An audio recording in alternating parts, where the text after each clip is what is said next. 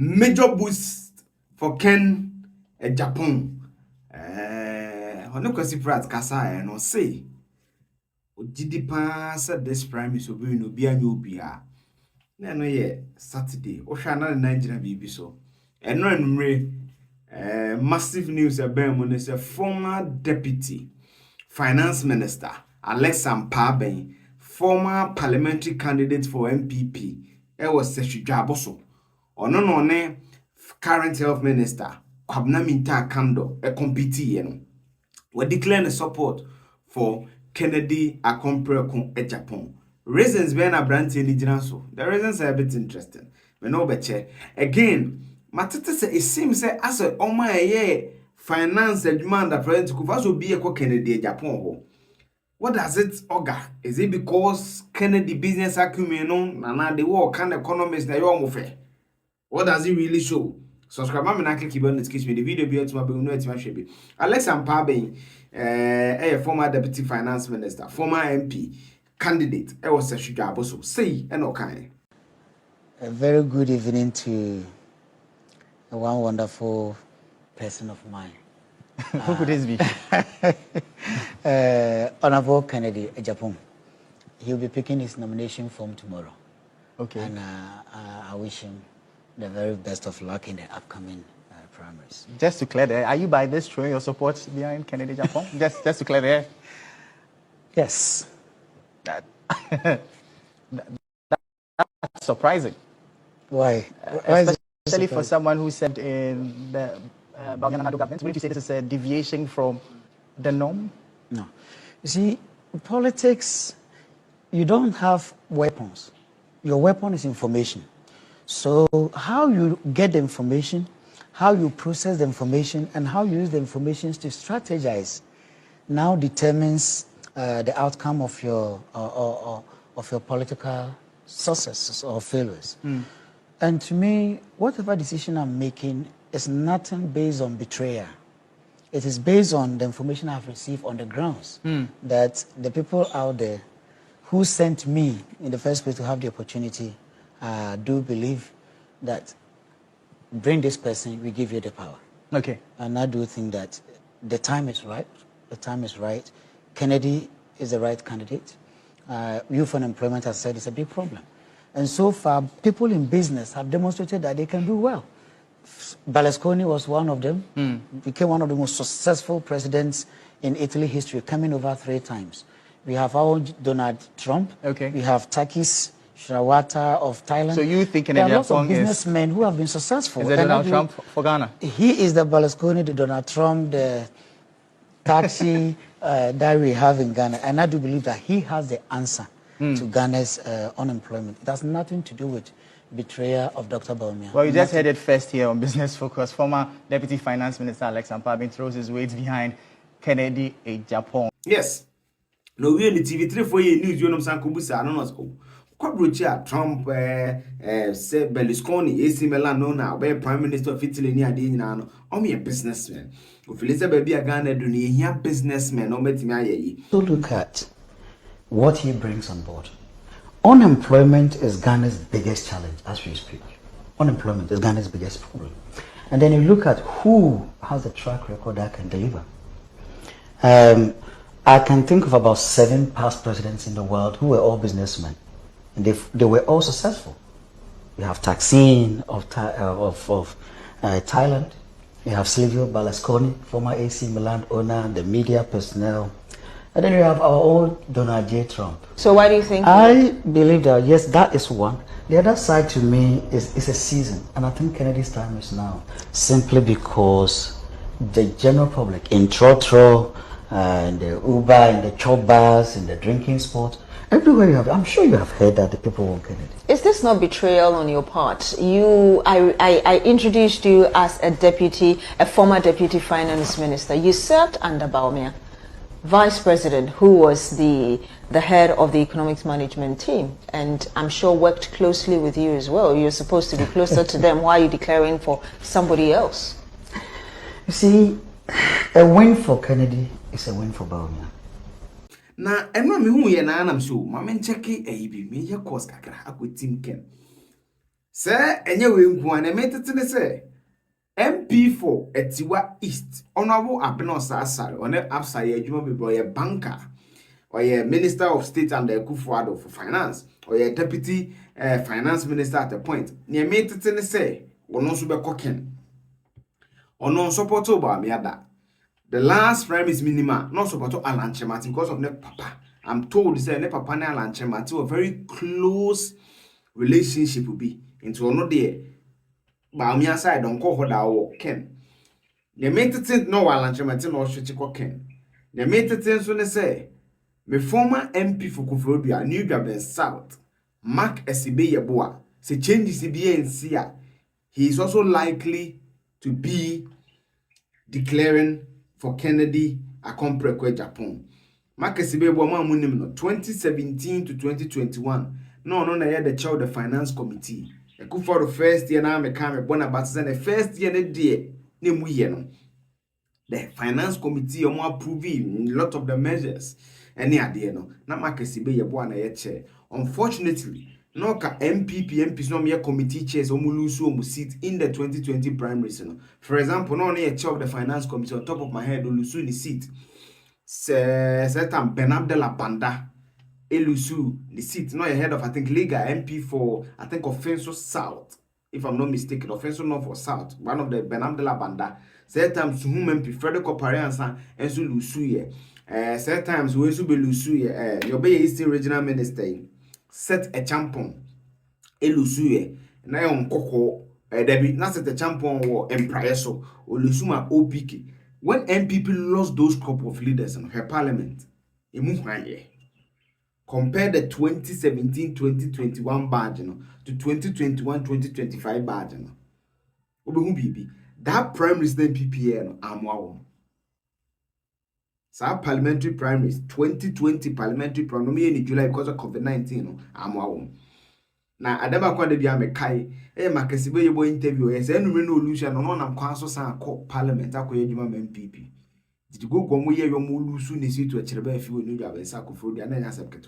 And no discussion for another day. Secondly, you name so a declama can dada I would dinner cheese as almost baby I can be cobiano on a boosted number and share so matters or non so no contested than the Nimpa former deputy attorney general minister for justice that national pass or contesting a man what's in here for the first time. Masan to say, Kweku Kwatin, or come a brilliant speech. Speech you grab me one come the best video, mama. You want me to be mama. Now what TB? One of the brilliant speeches on man's a Ghana's economy around and it's a Ponzi scheme. Damn, see it did not come. On also by a chair of the finance committee. A dream be not or a deputy finance minister, yet the son of the finance by issues by and also on pep. A dream be not say pay me checks, as a Bawumia call the constituency not patrol. Because the first MPP and treating the constituency no or boase. Who got so my tete say or not so called Kenna and man. I'll try my possible best to get that Ponzi scheme speech, Now me the shame. It's a real pleasure for me to be able to introduce to you this afternoon Indrik Gill, who is the Senior Vice President and Chief Economist here at the World Bank Group, and Daniel Lee, who is the Division Chief of World Economic Studies here at the International Monetary Fund. And then we're going to hear a couple of perspectives from our parliamentary colleagues. Right, just to open our parliamentarians' reflections then, we're going to go to Kwaku Kwasong, who's the Chair of the Finance Committee in Ghana. Thank you very much. My name is Kwaku Kwati. I'm a member of Parliament in Ghana. Listening to the not too pleasant outlook, I'll try to look at how the recovery for those of us from developing countries should look like, given the kind of outlook that we just have been briefed of. But it will be helpful before we look at even that to look at how our economies were before COVID. What exactly did our economies look like before COVID made it worse, as a result of which we're having to discuss the recovery? Fact is, for many of us in developing economies, we had been registering and reporting deficits almost as a way of life. Every year we overspend our budgets, and then the way we finance that gap is to borrow to finance the current gap, but also to service the debts for previous years. And then the subsequent year, we still overspend, so we need to borrow more, use a part of that debt to finance the current year over expenditures, but also to service the debt from previous. So we have been running our economies almost like some kind of Ponzi scheme. We never paused to ask ourselves, so where are we going? Where is this all going to end? And borrowing to finance both capital and recurrent expenditure had become a way of life for many of our economies. So if you look carefully, even before COVID, the threat of macroeconomic instability had always been lurking visibly beneath. So COVID only came, as we have been reminded of several times, COVID only came to worsen a not too pleasant situation. And to put it in another way, COVID, in my view, came to remind those of us in developing economies that we didn't have time. And the earlier we set about to fix this weakness, this fundamental weakness in the way we have managed our economies, the better it will be for us. When I look at the outlook, I don't get a sense that people would come from elsewhere to help us. Everybody is minding their own issues. Of course, we are part of the global economy and we have our development partners, but the fact remains that our salvation would rest in our own hands. So, what should be done? I think the first source of action should come from our governments. We should take advantage of the general sense that things are tough to convince our populations that spending money we do not have on public projects can no more continue. And that it is in our own interest and in the interest of the future of our economies that we begin to spend within our means. But I think in doing this, especially for those of us in politics, we should lead by example. We should spend less on ourselves as political leaders and send a clear message to our people that we're in this together.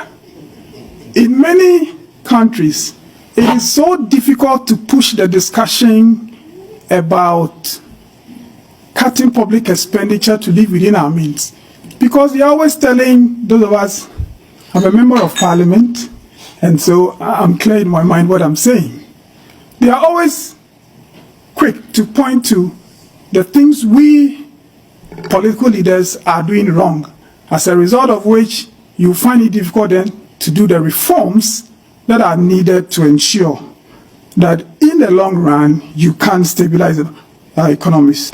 That's my favorite point. As political leaders, we should begin to lead by example. And then we should, I also think that the fiscal cannot just be tackled by looking at the expenditure side. Of course, we should look to spend within our means, but I also think we should step up our efforts to mobilize domestic revenue. In many of our countries, you have very powerful people not paying taxes, and we do not have the revenue mobilization infrastructure to get everybody to pay their fair share of the taxes, and so we definitely are collecting less than we should. I think it is time to look at that as well. And maybe in this regard, we need to commend the Ghana government for its current reforms of its exemptions regime, where big business and powerful people in the past were not paying taxes in the name of tax exemption for investment promotion. Government is taking steps to correct that. I think we should stay the course. I know the powerful forces against these reforms. We should stay the course and ensure that everybody would pay their part of the taxes. The next source of action should be our development partners. Of course, I have already made a point that our salvation lies in our own hands, but I think our development partners have a role to play. It is not for nothing that we came together to form these institutions, so we'll help each other. And I think first and foremost, especially where we are now, most developing economies will have difficulty getting out of whatever COVID and the Russian war have brought without some debt relief. And I speak of Ghana as an example. Without debt relief, we are just hoping that as a result of what is happening, we all come to the realization that things have to happen differently. But it's entirely possible to come to that realization, and yet, because of the burden of debt, you just cannot get out of this. And I think debt relief is more necessary now than ever. The second is, my second point is premised on the fact that, governments, and since I'm focusing on developing economies, government in developing economies finance their budget overruns through borrowing. There's no other way of doing so. Now, our development partners in the past, it seems to me, have been very diplomatic about exposing governments whose borrowings have obviously become unsustainable. I think we should call out governments that overspend. It is clear, you can look at our budgets, it's always clear. Our DPs should call out governments that are borrowing more than they should, so that the investors who make monies available to finance these budget overruns would know that they're putting their money in very risky places. Finally, I think it should come to parliamentarians. We get to parliament because our people like us. We may not necessarily be people with the understanding, and fiscal understanding of government policies. It's important that we upgrade ourselves in order to be able to understand the fiscal implication of government policies, so that when our governments bring the request for policy approval and expenditure approvals, we'll be able to understand the fiscal implication and tell government that no, we are not going to do this because we've been doing this for so long, it has been unhelpful. So in the end, I guess think that in this period of recovery for developing economies and giving the outlook that we have been shown, I think we should do things differently. And we, the parliamentarians and our parliaments, should be holding the whip. I thank you very much. Subscribe, also subscribe, click the notification, the video be at but leave your comments. What do you make of these declarations for Ken so far? Yes, bye bye.